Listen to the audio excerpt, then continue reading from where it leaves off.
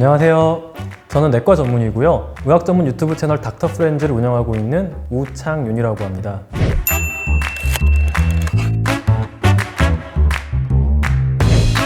오늘은 종근당 건강에서 저희 채널에서는 다루지 않았던 건강에 매우 유익하고 매우 흥미로운 이야기를 해드리려고 하는데요. 그럼 바로 사연으로 들어가 볼게요.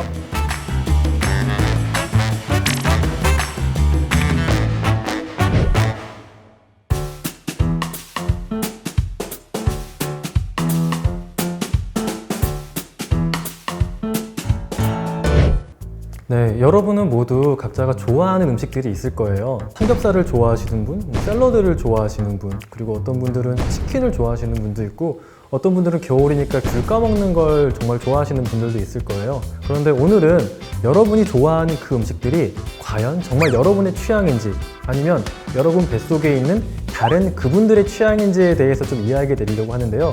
조금 이상하게 들릴 수도 있지만 이 이야기는 요즘 의학계와 과학계에서 정말 활발하게 연구되어지고 있는 장내 미생물에 대한 이야기예요. 한 사람의 몸을 구성하고 있는 세포는 약 30조 개라고 해요. 정말 많죠. 그런데 우리 몸에 있는 미생물의 개수는 그것보다 더 많은 39조 개라고 해요. 그러니까 우리 몸을 이루는 세포보다 약 1.3배 많은 미생물들이 우리 몸에 살고 있는 거예요. 그런데 이 미생물들은 피부, 코 속, 장 속에서 나름의 생태계를 구성해서 얘네가 살아가고 있는데 그거를 미생물의 마이크로, 생태계의 바이옴을 합쳐서 마이크로바이옴이라고 우리가 이야기를 하고 있는 거예요. 그런데 이 미생물 친구들은 정말 우리 몸에 다양한 영향을 미친다는 것들이 최근 연구되어지고 있는데요. 그 중에서 대부분의 미생물들이 아무래도 장 속에 있다 보니까 장내 미생물에 대한 연구들이 정말 활발하게 이루어졌어요. 장내 미생물은 단순히 우리의 장만을 관리하는 그런 애들이 아니었어요. 2006년도에 처음 제프리 고든 연구팀이 비만과 이런 장내 미생물에 대한 연구 결과를 네이처에 발표해요. 여기에서는 비만한 쥐와 그렇지 않은 정상쥐의 장내 미생물들을 살펴봤어요. 그랬더니 비만한 쥐에서 우리가 흔히 나쁘다고 생각되는 그런 유해균이 더 많고 우리 몸에 좋다고 생각되는 유익균은 감소되어 있는 이런 장내 미생물의 차이를 보였고요. 묵은 쥐들에게 뚱뚱한 쥐와 이런 마른 쥐의 대변을 먹여봤더니 실제로 뚱뚱한 쥐의 대변을 먹은 묵은 쥐들이 지방을 더 잘 저장하는 그런 모습을 보였던 거예요.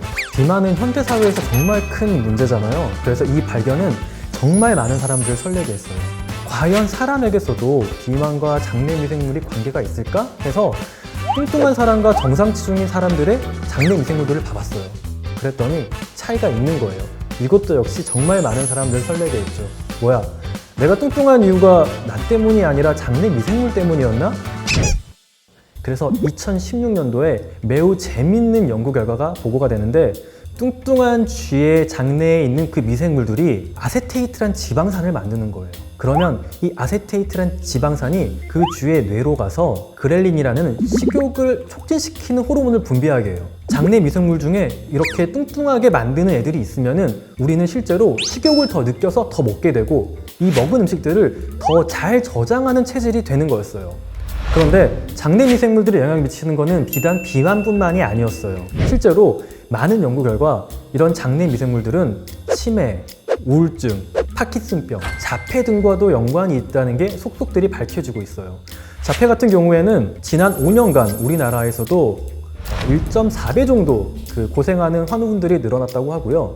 미국 같은 경우에도 2000년도에는 약 150명 중에 1명꼴로 자폐 스펙트럼으로 고통받고 있었지만 최근에는 약 59명 중에 1명꼴로 자폐 스펙트럼으로 정말 많은 분들이 고생하고 있다고 해요. 아무래도 조금 우리가 무분별하게 항생제를 썼고 그리고 이전에는 없었던 여러 가공식품들 그리고 튀김과 같은 포화지방의 섭취가 늘어나서 이것 때문에 우리 장내 미생물의 어떤 균형이 깨져서 그런 게 아닐까란 생각을 하게 됐어요.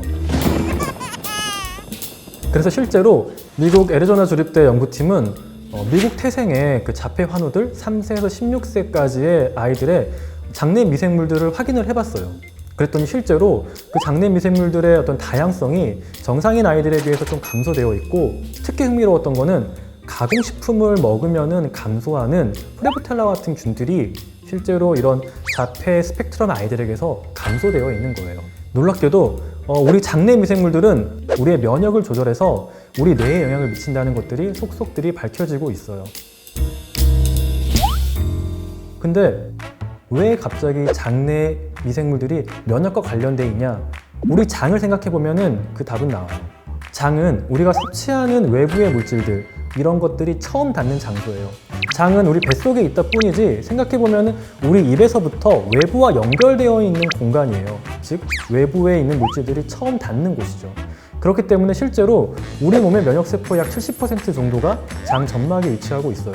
그런데 이런 70%나 되는 면역세포들이 활성화되도록 돕는 게 바로 우리 장내 미생물이었던 거예요.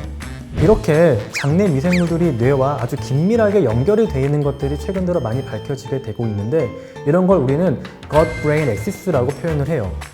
이렇게 장내 미생물들이 뇌에 미치는 영향을 다 알지는 못하지만 일정 부분은 아마도 장내 미생물들이 우리의 행동 양식에도 영향을 줄 가능성은 충분해 보여요.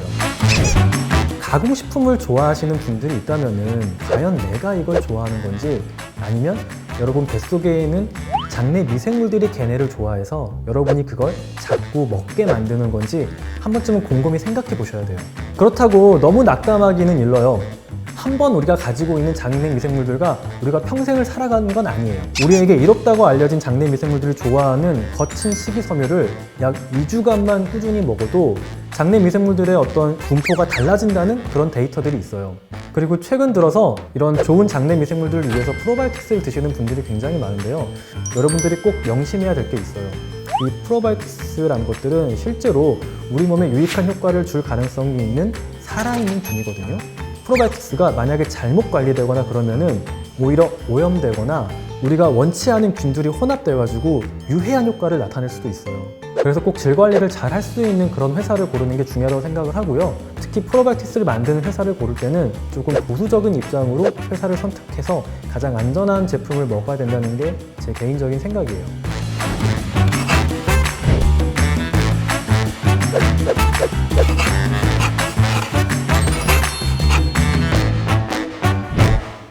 그렇게 오늘은 우리의 행태에 영향을 줄 수 있는 장내 미생물에 대해 알아봤고요. 여러분들이 만약 더 좋은 장내 미생물들을 갖게 된다면 더 건강하고 더 활기찬 삶을 살 수 있다고 생각이 되니까요. 여러분들의 건강한 장내 미생물까지 가꾸는 그런 생활 습관, 그런 프로바이오틱스 생활을 하시길 바라겠습니다. 감사합니다.